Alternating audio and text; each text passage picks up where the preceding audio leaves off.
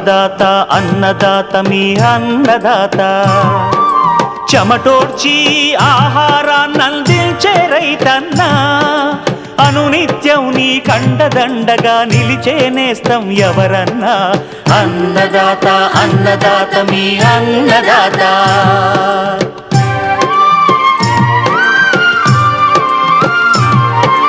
నూతన రీతుల సాగుబడికి నూరింతలు పెరిగే దిగుబడికి సూచనలిచ్చే సస్య రక్షణకు పశు పోషణకి శాస్త్ర విజ్ఞానం అందించి ముందుకు నడిపే తెలుగు రైతు భారతదేశానికి మకుటం అయ్యేలా తీర్చిదిద్దే ఆశయంతో మిమ్ము మేలు కొలిపేది అన్నదాత అన్నదాత అన్నదాత మీ అన్నదాత అన్నదాత అన్నదాత మీ అన్నదాత. అన్నదాత ప్రేక్షకులకు నమస్కారం. ఈనాటి ముఖ్యాంశాలు: వాము సాగులో మెలకువలు, టమోటాను ఆశిస్తున్న తెగుళ్లు నివారణ,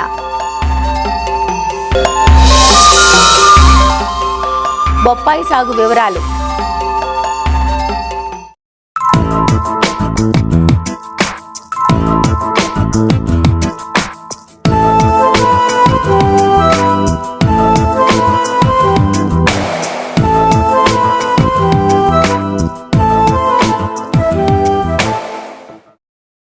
మార్కెట్ అవకాశాలు మెండుగా ఉండి ఏటికేటికి సాగు విస్తీర్ణాన్ని పెంచుకుంటున్న పండ్ల తోట బొప్పాయి. ఒకప్పుడు పెరటికే పరిమితమైన ఈ పంట అధిక దిగుబడిని, ఆకర్షణీయమైన పండ్లనిచ్చే రకాలు అందుబాటులోకి వచ్చాక తోటలుగా విస్తీర్ణం పెంచుకుంటోంది. ఒకసారి నాటాక 6 నెలల మొదలు 2 సంవత్సరాల వరకు నిరంతరాయంగా దిగుబడినిస్తాయి. అయితే ఇటీవలి కాలంలో చాలామంది రైతులు 1.5 వరకే తోటల సాగును పరిమితం చేస్తున్నారు. దీనికి ప్రధాన కారణం వైరస్ తెగుళ్లు. ఒకసారి ఆశించాయంటే త్వరితగతిన వ్యాపించి తోటలను పనికిరాకుండా చేస్తూ కంటకప్రాయంగా మారిన ఈ వైరస్ తెగుళ్లను అధిగమిస్తూ బొప్పాయి సాగులో పాటించాల్సిన శాస్త్రీయ యాజమాన్య పద్ధతులు తెలియజేస్తున్నారు వైఎస్ఆర్ ఉద్యాన విశ్వవిద్యాలయం పార్వతీపురం ఉద్యాన కళాశాల అసిస్టెంట్ ప్రొఫెసర్ డాక్టర్ హిమబిందు.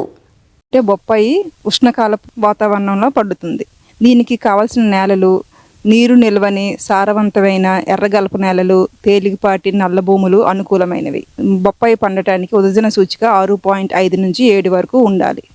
బొప్పాయిలో రకాలు చూసుకుంటే కో3, కో5, కో7, పూసా డెలిషియస్, పూసా మెజెస్టిక్, అర్కా ప్రభాత్ వీటిని పండించడం వల్ల రైతులు అధిక దిగుబడి సాధిస్తారు.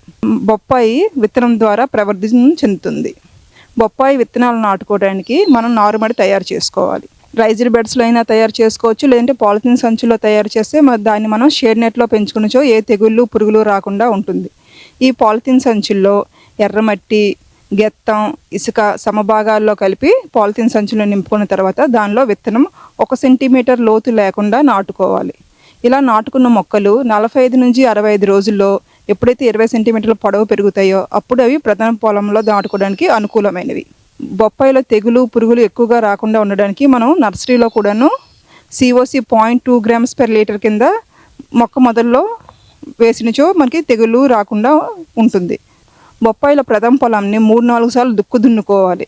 దుక్కిన తర్వాత బొప్పాయి నాటుటకు 1.8 మీటర్స్ ఇంటూ 1.8 మీటర్స్ దూరం ఎటువైపు నుంచి చూసినా అంత దూరంలో బొప్పాయి మొక్కలను నాటుకోవాలి. బొప్పాయికి 1 అడుగు వెడల్పు, 1 అడుగు లోతు, 1 అడుగు పొడవు గల గుంతలను తవ్వుకోవాలి.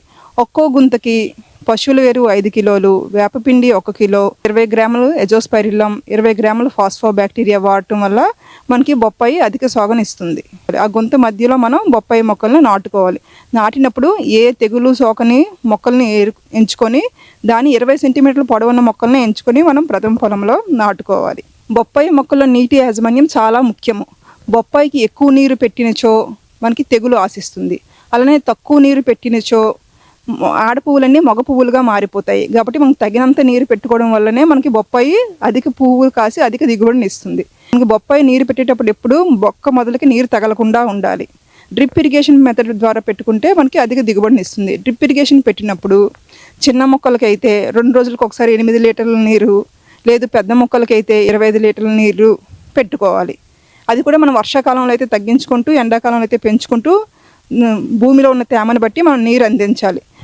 అలానే బొప్పాయికి 500 గ్రాముల యూరియా, 1500 గ్రాముల ఫాస్ఫరస్, 850 గ్రాముల పొటాషియంతో పాటు 10 కిలోల పశువుల ఎరువు, 10 కిలోల వేపపిండి మనం వేసుకుంటాం. ఈ వేసుకున్న మొత్తం ఎరువులు కూడాను ఒకేసారి కాకుండా సమభాగాలుగా 6 దపాలుగా మనం వేసుకుంటే ప్రతి 2 నెలలకు ఒకసారి మనం 6 సార్లు వేసుకుంటే మనకి అధిక దిగుబడిని వస్తుంది.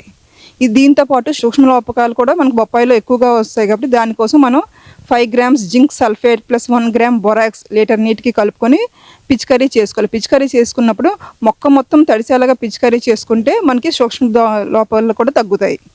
బొప్పాయి మనం నాటిన నుంచి 6 నెలలు పడుతుంది పూత వచ్చేసరికి. ఈ మధ్యకాలంలో అంతర పంటలు వేసుకున్న బొప్పాయితో పాటు మనకి అంతర పంట వల్ల కూడా లాభం సమకూరుతుంది.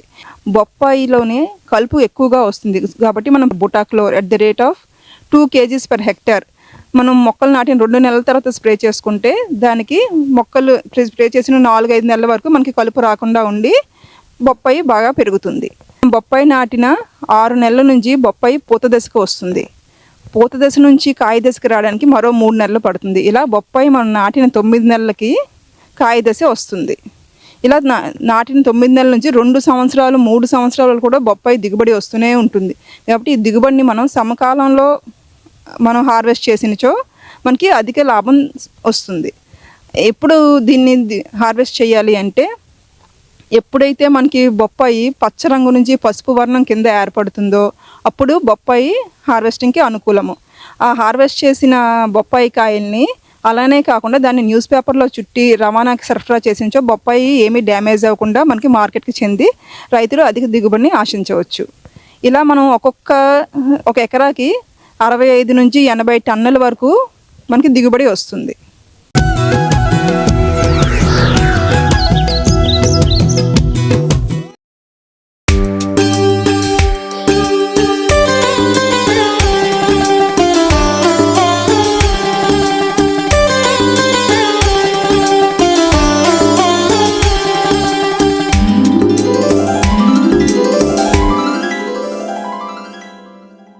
కూరగాయ పంటల్లో టమోటాను అధిక విస్తీర్ణంలో సాగు చేస్తారు.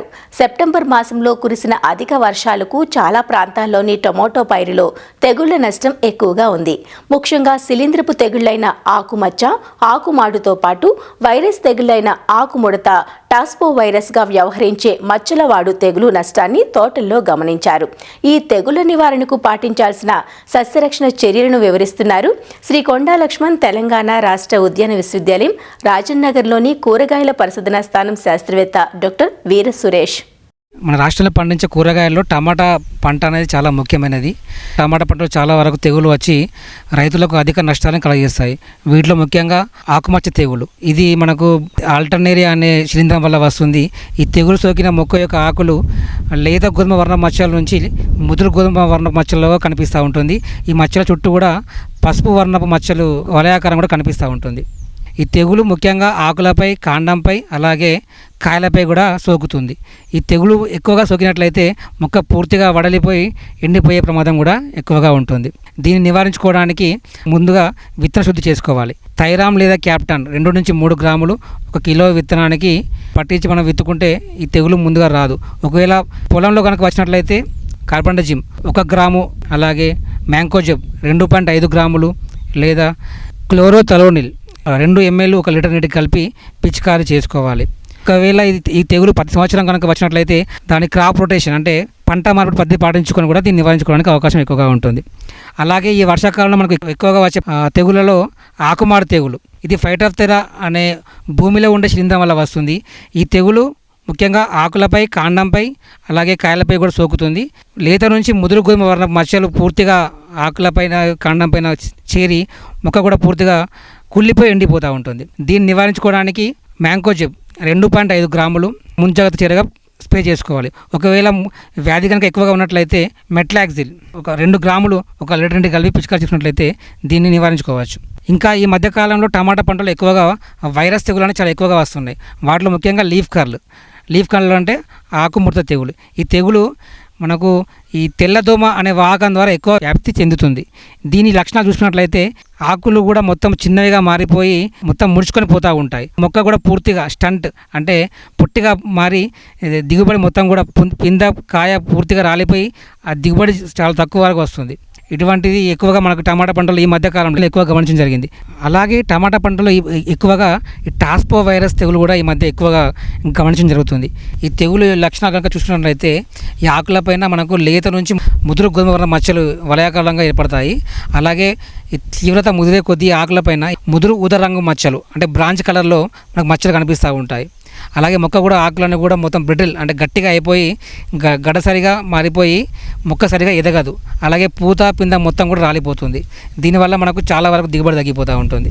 ఇది ఎక్కువగా మనకు త్రిప్స్ తామర పురుగుల ద్వారా అనే వాహకం ద్వారా ఎక్కువగా వ్యాప్తి చెందుతుంది. దీన్ని నివారించుకోవడానికి ఇమిడాక్లోప్రిడ్ 0.3 ml అలాగే ఫిప్రోనిల్ 2 ml లేదా ఎసిఫేట్ 1.5 గ్రామ్ పర్ లీటర్ అంటే ద్రవాలను పిచికారీ చేసుకొని దీన్ని నివారించుకోవచ్చు. అలాగే మన టమాటా పంటలో ఇంకొక వైరస్ తెగులు వచ్చేసి లీఫ్ మొజాయిక్. ఈ మొజాయిక్ తెగులు సోకిన మొక్క యొక్క ఆకులు ముదురు ఆకుమచ్చ మరియు లేత ఆకుమచ్చ రంగులో ఉండి మొక్క మొత్తం కూడా దళసరిగా మారిపోయి ఎక్కువగా ఎదగకుండా ఉంటుంది. అలాగే పింద మరియు కాత సరిగా ఉండదు. ఇది ఎక్కువగా మనకు మెకానికల్ ట్రాన్స్మిషన్ పనిముట్ల ద్వారా ఎక్కువగా వ్యాప్తి చెందుతుంది. టమాటా పంటలో వచ్చే వైరస్ తెగులను నివారించుకోవడానికి మనం కొన్ని సమగ్ర యాజమాన్య పద్ధతులు పాటించాలి. వాటిలో ముఖ్యంగా ఆరోగ్యకరమైన మొక్క నుంచి విత్తనాలు సేకరించుకోవాలి. దాని తర్వాత విత్తన శుద్ధి చేసుకోవాలి. దీనికి ఇమిడాక్లోప్రిడ్ FS 1 ml మందుని 1 kg విత్తనానికి పట్టించాలి. దాని తర్వాత టమాటా పంటలో ఎక్కడైనా వైరస్ తెగులు సోకిన మొక్కలు ఉంటే వెంటనే గుర్తించి నాశనం చేయాలి. అలాగే పొలంలో అక్కడక్కడ జిగురు రంగు అట్టలను ఈ పసుపు లేదా నీలిరంగు జిగురు రంగు అట్టలను మనము వాహకాల కోసము పెట్టి వాహకాలను నియంత్రించుకోవచ్చు. అలాగే ఎప్పుడు కూడా పంటను కలుపు లేకుండా శుభ్రంగా ఉంచుకోవాలి. అలాగే ఈ రసం పీల్చే పురుగులను నివారించుకోవడానికి ఈ వేప నూనె 1500 ppm 5 ml 1 లీటర్ నీటికి కలుపుకొని 1 వారం రోజులకు చొప్పున మనం పిచికారీ చేసుకున్నట్లయితే మనం ఈ వాహకాలను నివారించుకోవచ్చు. ఎప్పుడైతే ఇవి తగ్గని పక్షంలో అప్పుడు మాత్రమే మనము ఈ రసాయనిక మందులకు వెళ్ళడం మంచిది. ఈ రసాయనాలలో ముఖ్యంగా మనము ఎసిఫేట్ 1.5 గ్రాములు అలాగే ఫిప్రోనిల్ 2 ml 1 లీటర్ నీటికి అలాగే ఇమిడాక్లోప్రిడ్ 0.3 ml పర్ లీటర్ వంటి ద్రావణాలను ఎప్పుడైతే వాహకాలు ఎక్కువగా ఉన్నట్లయితే అప్పుడు మనము స్ప్రే చేసుకుంటే మంచి ఫలితం ఉంటుంది.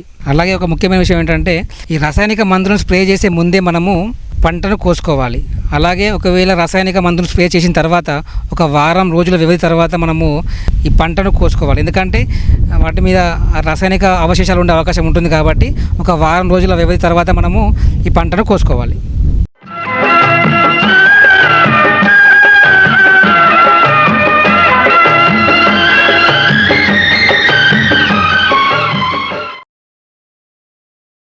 అన్నదాత టోల్ ఫ్రీ నంబర్ ద్వారా పంటల సాగులో రైతులు లేవనెత్తే సందేహాలకు దృష్టిరూపం మీకోసం. పసుపు ఆకులపై మచ్చలు కనిపిస్తున్నాయి, అలాగే దుంపలో పురుగులుంటున్నాయి, నివారణ తెలియచేయండి అని అడుగుతున్నారు మహబూబాబాద్ నుంచి సంజీవ్ రెడ్డి. ముఖ్యంగా పసుపులో ప్రస్తుతం అక్టోబర్ నవంబర్ మాసాల లోపల గడ్డ ఊరే దశలో ఉంటుంది. ప్రస్తుత పరిస్థితుల లోపల గడ్డ ఊరుతుంది కాబట్టి మొక్కను ఏమాత్రం డిస్టర్బ్ చేయకుండా పైన ఉన్నటువంటి ఆకులకు ఎలాంటి తెగుళ్ళు రాకుండా కనుక మనం యాజమాన్య పద్ధతులు చేపట్టినట్లయితే మనకు గడ్డ బాగా ఊరేందుకు అవకాశం ఉంది. ఇంకా కూడా మనం ఫర్టిలైజర్స్ కంటిన్యూ చేసుకుంటూ పోవడం కూడా కరెక్ట్ కాదు మనకి. సో దాదాపు వేయాల్సినటువంటి ఎరువులన్నీ కూడా రైతు సోదరులు వేసే ఉంటారు. అయితే ప్రస్తుతం ఆకుల మీద ఆకుమచ్చ అంటే ఈ లీఫ్ స్పాట్ అని లీఫ్ బ్లాచ్ అని ఇలాంటి తెగులు ఆశించి నష్టపరుస్తూ ఉన్నాయి. వెంటనే మామూలుగా ఈ M45 కార్బండిజం ఈ 2 కలిసినటువంటి మందులు 1 లీటర్కి 2 గ్రాముల చొప్పున థయోఫినట్ మిథైల్ 1 నుంచి 1.5 మిల్లీలీటర్లు 1 లీటర్కి, దాంతో పాటుగా ఒక స్టిక్కర్ అంటే మామూలుగా ఆకును మందు ద్రావణం అతికి ఉండేటట్టు ఒక స్టిక్కర్ కనుక కలిపి పిచికారీ చేసుకోవాలి. కనీసం 2 నుంచి 3 సార్లు వారం వ్యవధితోటి కొట్టాలి మనం. అదేవిధంగా ఇది గాలి ద్వారా వ్యాప్తి చెందుతుంది కాబట్టి మనకి ఎక్కువ తెగులు కనుక ఆశించి ఉన్నట్లయితే వాటిని మనం వెంటనే కొడవలతో కట్ చేసి వాటిని భూమిలో పాతిపెట్టి మనం మట్టి కప్పేయాలి.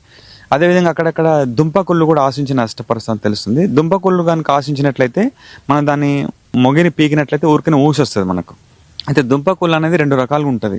జనరల్గా దుంపకుళ్ళు వచ్చిన తర్వాత అది కుళ్ళిపోతుంది కాబట్టి దాని లోపల కొన్ని పురుగులు చేరుతాయి దాంట్లో. కాబట్టి రైతు సోదరులకు ఏంటంటే అది పురుగు తోటి వచ్చిందా, పురుగు మందు కొట్టాలా లేదా తెగులు మందు కొట్టాలని కొంత సందిగ్ధం ఉంటుంది.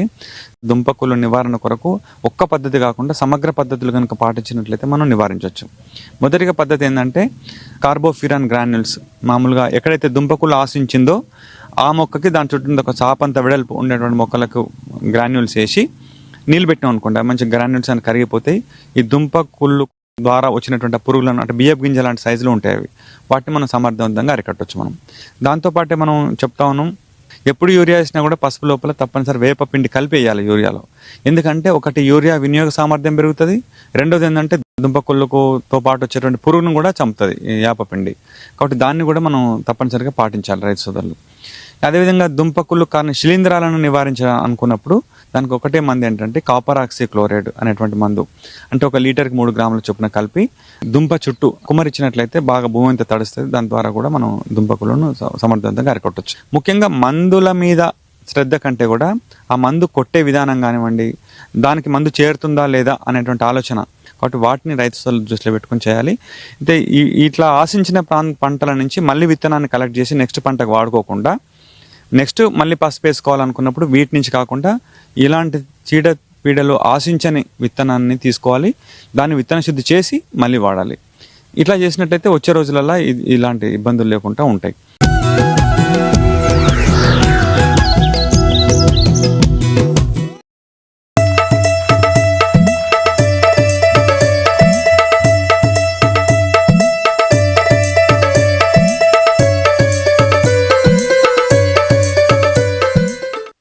సుగంధ ద్రవ్యాలలో మన తెలుగు రాష్ట్రాల్లో సాగులో ఉన్నవి వాము, మెంతి, ధనియం. వీటిలో వామును నీటిపారుదల క్రింద అక్టోబర్ మాసంలో సాగు చేసేందుకు అనుకూలంగా ఉంటుంది. నల్లరేగడి నేలలు అనుకూలంగా ఉంటాయి. వాము సాగు ఎక్కువగా రాయలసీమలోని ఉమ్మడి కర్నూలు జిల్లాలో కనిపిస్తుంది. గుంటూరు జిల్లా మెట్ట ప్రాంతాల్లోనూ కొద్దిపాటి విస్తీర్ణంలో వాము సాగు చేస్తారు. ఆంధ్ర, తెలంగాణలోని అన్ని ప్రాంతాలు వాము సాగుకు అనుకూలమే. 150 నుంచి 160 రోజుల్లో పంట అందివస్తుంది. వాములో రకాల ఎంపిక మొదలు యాజమాన్యంలో మెలకువలు పాటించినట్లయితే ఎకరాకు 5 నుంచి 6 క్వింటాల దిగుబడులు పొందే వీలుంది. వాము సాగులో మెలకువలను తెలియజేస్తున్నారు వైఎస్ఆర్ ఉద్యాన విశ్వవిద్యాలయం పశ్చిమ గోదావరి జిల్లా ఉండి కృషి విజ్ఞాన కేంద్రం శాస్త్రవేత్త బిందు ప్రవీణ. తక్కువ వర్షపాతం కలిగి మరియు గాలిలో తేమ సాంద్రత అనేది తక్కువగా ఉండే రాయలసీమ జిల్లాల్లో పండించే సుగంధ ద్రవ్య పంటల్లో వామ్ అనేది బాగా ప్రాచుర్యం పొందింది. చల్లని వాతావరణం కలిగి మంచు అనేది పంట ఎదగడానికి బాగా ఉపయోగపడుతుంది. నేలలు చూసుకున్నట్లయితే వర్షాధారం కింద మనం సాగు చేయాలనుకుంటే నల్లరేగడి నేలలు అనేది బాగా అనుకూలంగా ఉంటాయి. నీటిపారుదల కింద మనం సాగు చేయాలనుకుంటే తేలికపాటి నేలలు అనేవి అనుకూలంగా ఉంటాయి. అధికంగా ఆమ్ల కానీ క్షార నేలలు కానీ నీరు అనేది నిల్వ ఉండే నేలలో మనకి ఇదేంటి సాగు చేయడానికి ఈ నేలలు అనుకూలంగా ఉండవు. రకాలు చూసుకున్నట్లయితే మనకి డాక్టర్ వైఎస్ఆర్ ఉద్యాన విశ్వవిద్యాలయం నుంచి అధిక దిగుబడి కలిగిన వామ్ రకాలను చూసుకున్నట్లయితే లామ్ సెలక్షన్ 1 అనే ఒక రకం మరియు లామ్ అజ్వాన్ 2 అనే రకం కూడా విడుదల చేయడం జరిగింది. లామ్ సెలక్షన్ 1 అనేది 150 నుంచి 160 రోజుల్లో మనకి పంట అనేది కోతకు వస్తుంది. నూనె శాతం దాదాపు 3% ఉంటుంది. ఇది ఎకరానికి సుమారుగా 5 క్వింటాల వరకు దిగుబడి అనేది అందిస్తుంది. ఇంకొక రకం వచ్చేసరికి లామ్ అజ్వాన్ 2 అంటే LCA 26 అనే రకం. ఇది 145 నుంచి 160 రోజుల్లో మనకి పంట అనేది వస్తుంది. ఆ నూనె శాతం దాదాపుగా 4% ఉంటుంది. ఇది అధిక దిగుబడినిచ్చే రకం. ఎకరానికి దాదాపుగా 5 నుంచి 6 క్వింటాల్ అనేది దిగుబడి ఇస్తుంది. నేల తయారీ చూసుకున్నట్లయితే నేల అనేది మెత్తని పదును వచ్చే వరకు కూడా మనం 2 నుంచి 3 సార్లు దుక్కు అనేది దున్నుకోవాలి. ఎకరానికి 4 నుంచి 5 టన్నుల పశువుల ఎరువును మనం ఆఖరి దుక్కులో వేసుకోవాలి. ఎకరానికి 1 కిలో విత్తనము వాము సరిపోతుంది. ఈ కిలో విత్తనానికి మనం ఏంటంటే 1 గ్రాము కార్బనిజం కలిపి మనం విత్తన శుద్ధి చేసుకోవాలి. విత్తనాన్ని 1:5 నిష్పత్తిలో ఇసుకతో కలిపి గొర్రుతో 3 నుంచి 4 సెంటీమీటర్ల లోతులో మనం ఎద అనేది పెట్టాలి. సాలుకి మధ్య 60 సెంటీమీటర్ల దూరం ఉండేటట్లు చూసుకోవాలి. విత్తనాలు నాటిన తర్వాత మొలక రావడానికి దాదాపుగా 15 రోజుల వ్యవధి అనేది పడుతుంది. కాబట్టి అవసరాన్ని బట్టి తేలికపాటి తడిచ్చి మొలక అనేది సరిగ్గా వచ్చేటట్లు మనం చూసుకోవాలి. మొలక వచ్చిన తర్వాత 2-3 ఆకుల దశలో సాళ్ళల్లో మొక్కల మధ్య దూరం అనేది 20 సెంటీమీటర్లుగా ఉండేటట్లుగా మనం థిన్నింగ్ అనేది తీసుకోవాలి.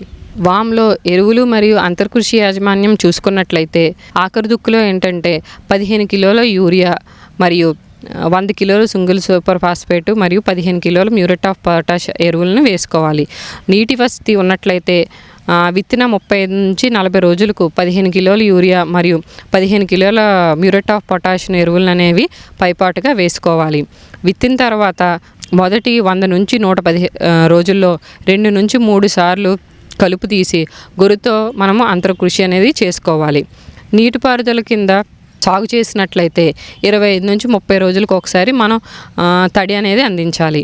సస్యరక్షణ చూసుకున్నట్లయితే ముఖ్యంగా వచ్చే సమస్యల్లో పేనుబంక, ఎర్రనల్లి, తామర పురుగు, అలాగే మనకి ఆకు తొలుచు పురుగు, లీఫ్ మైనర్. వీటిలో ముఖ్యంగా పేనుబంక చూసుకున్నట్లయితే ఆకుల నుంచి రసం పీల్చి నష్టం అనేది కలగజేస్తుంది. దీని నివారణకి ఏంటంటే ఎస్ఫేట్ను 1 గ్రాము లీటర్ నీటికి కలిపి మనం పిచికారీ చేసుకోవాలి. ఇంకొకటి సమస్యను చూసుకున్నట్లయితే ఎర్రనల్లి. ఇవి ఏంటంటే ఆకులు అడుగు భాగాన రసం పీల్చి మనకేంటంటే నష్టాన్ని అని కలగజేస్తుంది. ఎర్రనల్లి నివారణకు నీటిలో కరిగే గంధకాన్ని 3 గ్రాములు లీటర్ నీటికి కలుపుకుని మనం పిచికారీ అనేది చేసుకోవాలి. ఇదే కాకుండా లీఫ్ మైనర్ అనేది ఈ పురుగులు ఏంటంటే లార్వాలు ఆకులను తొలిచివేయడం వల్ల ఆకులు ఎర్రబారిపోయి ముడుచుకుపోతున్నాయి. వీటి నివారణకు వేప నూనె 5 మిల్లీలీటర్లు లీటర్ నీటికి కలుపుకుని మనం పిచికారీ చేసుకోవాలి. తెగుళ్ళ సమస్యలను చూసుకున్నట్లయితే ముఖ్యంగా వచ్చేది బూడిద తెగులు, అదేవిధంగా ఇంకొకటి ఎండు తెగులు. బూడిద తెగులు వల్ల ఆకులపై తెల్లటి బూడిద వంటి మచ్చలు ఏర్పడతాయి. ఈ తెగులు నివారణకి ఏంటంటే మనం కెరటెన్ 1 మిల్లీలీటర్ లేదా కార్బండిజం 1 గ్రాము లీటర్ నీటిలో కలుపుకొని మనం పిచికారీ అనేది చేసుకోవాలి. ఈ మధ్య కాలంలో ఎక్కువగా చూస్తున్న సమస్య వచ్చేసరికి ఎండు తెగులు. అంటే ఈ ఎండు తెగుల్ని మనం మాత్రం తప్పనిసరిగా పంట మార్పిడి అనేది చేయడం వల్లే ఎండు తెగుల్ని మనము నివారించుకోవచ్చు. అదేవిధంగా విత్తన శుద్ధి మాత్రం తప్పనిసరిగా చేసుకుని మనం ఎండు తెగులు అనేది రాకుండా వామ పంటను పండించుకోవచ్చు. పూత వచ్చిన తర్వాత గింజ ఎదిగే దశలో 319 కానీ 13-0-45 కానీ 5 గ్రాములు లీటర్ నీటికి కలుపుకుని మనం పిచికారీ చేసినట్లయితే గింజ బాగా కట్టి మనకి గింజ అభివృద్ధి బాగా జరిగి దిగుబడి అనేది ఎక్కువగా వస్తుంది. ఈ పంట అనేది జనరల్గా 140 నుంచి 165 రోజుల్లో కోతకు అనేది వస్తుంది. గింజలు ఎప్పుడైతే గోధుమ రంగులోకి మారి పరిపక్వ దశకు వచ్చినప్పుడు మనకి గింజలు రాలకుండా మొక్కలను అనేది పీకేయడం కానీ కోయడం కానీ చేసుకోవాలి. మొక్కలు కోసిన తర్వాత ఏంటంటే 2 నుంచి 3 రోజులు మనం పొలంలోనే ఎండనిచ్చి ఆ తర్వాత అనేది పంట అనేది నూర్చుకోవాలి. మరిన్ని విభిన్న అంశాలతో రేపటి అన్నదాతలో మళ్ళీ కలుసుకుందాం. నమస్కారం. అన్నదాతలు తమ సందేహాలు, సమస్యలను 1800-425-4085 టోల్ ఫ్రీ నంబర్లో ఉదయం 10 నుంచి 11 గంటల మధ్య పని దినాలలో సంప్రదించగలరు.